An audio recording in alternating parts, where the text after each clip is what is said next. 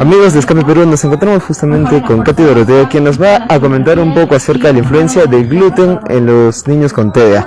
Buenos días, cuéntenos primero, para que las personas tal vez que no saben, ¿qué es el gluten? El gluten es una proteína que generalmente se encuentra en el trigo, la cebada, el centeno, ¿no? Esta ha tenido muchos cambios a través de los años y se ha vuelto genéticamente elaborada en laboratorios. Entonces, ¿qué pasa? Que ya no es natural el trigo que consumimos, ¿no? La harina de trigo que viene ahora es una harina de trigo muy procesada, ultra procesada, ¿no? Y esto ocasiona inflamaciones severas en el cerebro sobre todo, ¿no? Y en muchas articulaciones del cuerpo.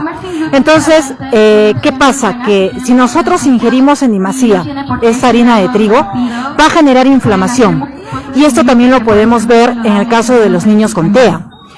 ¿Qué pasa? Que al generar una inflamación en el cerebro, todas sus capacidades se ven alteradas, ¿no?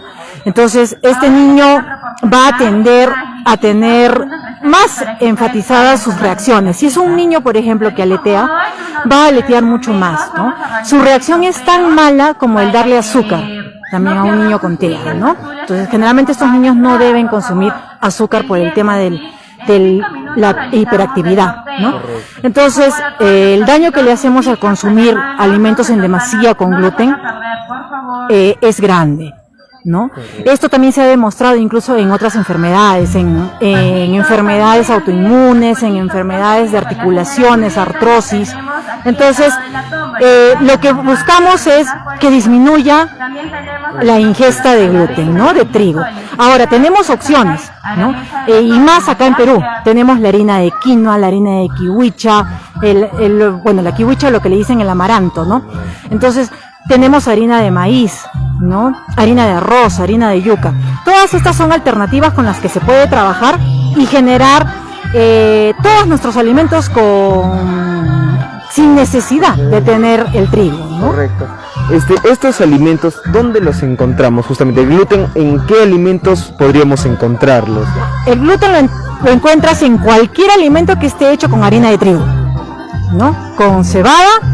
Bueno, acá no usamos mucho el centeno, pero también en centeno y en las avenas generalmente, porque no tenemos un proceso especializado para poder decir que nuestra avena es sin gluten, ¿no? Correcto. Entonces, hay avenas sin gluten, pero tienen que ser certificadas, lo cual no tenemos en Perú, ¿no? Tenemos que comprarlas de afuera y son bien caras.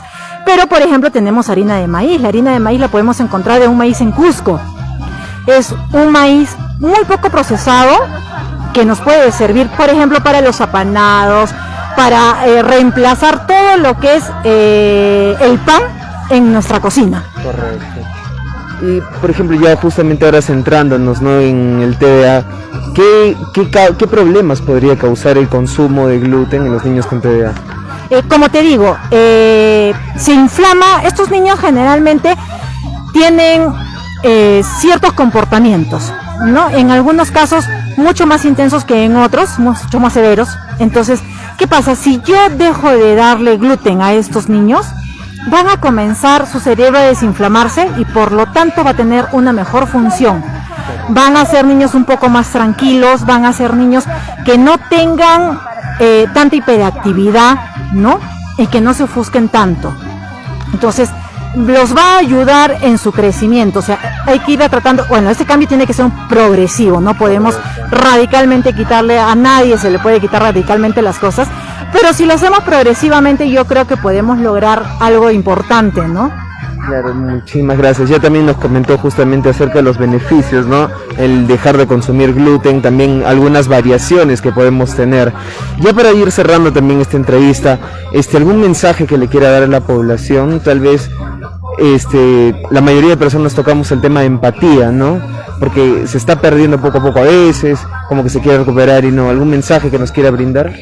Sí, de que yo creo que este tiempo de pandemia nos debe haber llevado a una reflexión, ¿no? Y que todos somos iguales a la vista de todo el mundo, ¿no? Entonces, que seamos un poco más empáticos, que un niño que se tira al suelo no es un niño berrinchoso, que un niño que se tira al suelo no es que no esté haciendo caso a su mamá.